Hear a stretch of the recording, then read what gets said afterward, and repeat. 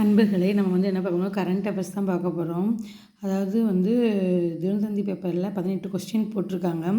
இது வந்து எப்படின்னா ஃபுல்லாமே கரண்ட் அஃபேர்ஸ் தான்.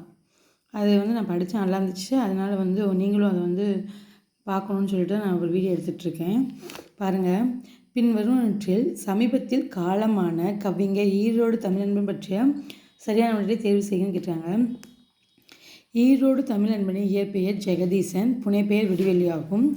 தமிழன்பனின் கவிதைகள் மத்திய அரசின் பரிசு பெற்ற நூல். இவரது கவிதைகள் இந்தி, உருது, மலையாளம், ஆங்கிலம் உள்ளிட்ட மொழிகளில் மொழிபெயர்க்கப்பட்டுள்ளது. வணக்கம் வள்ளுவா என்னும் கவிதை நூலுக்காக 2005 சாகித்ய இது பெற்றதுன்னு சொல்லியிருக்காங்க நண்பர்களே. இது வந்து 4 ஆப்ஷன் கொடுத்துருக்காங்க. ஆனால் இங்கே மத்திய அரசு வருது, தமிழக அரசுன்னு வரும். அது மாதிரி இங்கே வந்து 2005 வராது, 2004 வரும். அதுக்கப்புறம் பாருங்கள், சுப்ரீம் கோர்ட்டில் 53 தலைமை நீதிபதியாக தேர்வு செய்யப்பட்டது யாருன்னா சூரியகாந்த். ஐஎன்எஸ் மஹே என்பது போர்க்கப்பல். ஆஸ்திரேலிய சூப்பர் பேட்மிண்டன் ஆண்கள் ஒற்றை பிரிவில் வெற்றி பெற்ற இந்திய வீரர் ரக்ஷயா சென். கொழும்பில் நடைபெற்ற பார்வையற்ற மாற்றுத்திறனாளிக்கான அறிமுக T20 மகளிர் உலக கோப்பை கிரிக்கெட் போட்டியில் வெற்றி பெற்ற அணி வந்து இந்தியா. 16 வயசுக்கு உட்பட்டவரை சமூக ஊடகங்களை பயன்படுத்த சமீபத்தில் தடை விதித்துள்ள நாடு வந்து ஆஸ்திரேலியா. இந்தியாவில் நீண்டகாலம் பதவி வைத்த முதல் மந்திரி யாருன்னா பவன்குமார் சாம்லிங். ஓகேங்களா. இந்தியாவிற்கு எக்ஸ்காலியர் ஜாவ்லின் ஏவுகணைகளை விற்க எந்த நாடு ஒப்புதல் அளித்ததுன்னா அமெரிக்கா. 2024 ஆண்டுக்கான இலக்கிய மாமணி விருது பெற்றவர் யாருன்னா அனைவருமே தான். ஞானசுந்தரம், காமராசர், கலாப்பிரியன் 3 பேருமே வந்து இலக்கிய மாமணி விருது வாங்கியிருப்பாங்க. உத்தரப்பிரதேச மாநிலத்தில் உள்ள அயோத்தி ராமர் கோவில் எந்த நதிக்கரை அமைந்ததுன்னா சராயு நதி.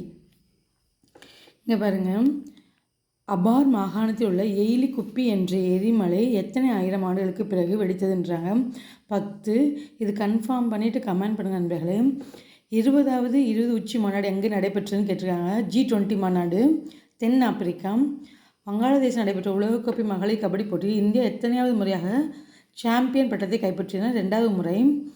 அதுக்கப்புறம் பாருங்கள், பின்வரும் கூற்றுகள் எது சரியானது கேட்டிருக்காங்க. இந்திய தலைமை தேர்தல் அதிகாரியாக பதவி வைத்த ஞானேஷ்குமார்.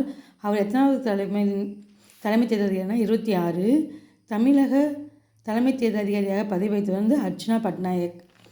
2025 ஆண்டுக்கான தமிழ் இசை சங்க விருதுகளில் இசை பேரறிஞர் விருதையும் பண் இசை பேரறிஞர் விருதையும் பெற்றவர் வந்து சித்ரா விஸ்வேஸ்வரன், வே லட்சுமணன். 2025 ஆண்டின் இத்தாலியின் ஜென்டில்மேன் டிரைவர் விருது யாருக்குன்னா நடிகர் அஜித்குமார். செம்மொழி பூங்கா தமிழ்நாட்டில் எந்த நகரில் அமைந்துள்ளதுன்னா சென்னை, கோவை. தியாவின் ஸ்மித் அப்படின்னா மல்யுத்தம். செனுரன் முத்துச்சாமினா கிரிக்கெட். சிண்டாரோவ்னா சதுரங்கம். தர்மேந்திரா அப்படின்னா நடிகர். பாருங்கள், 18 கொஸ்டின் இருக்குது. இது வந்து இப்போ கரண்ட் அஃபேர்ஸ் நண்பர்களே. லைக் பண்ணி சப்ஸ்கிரைப் பண்ணிக்கோங்க.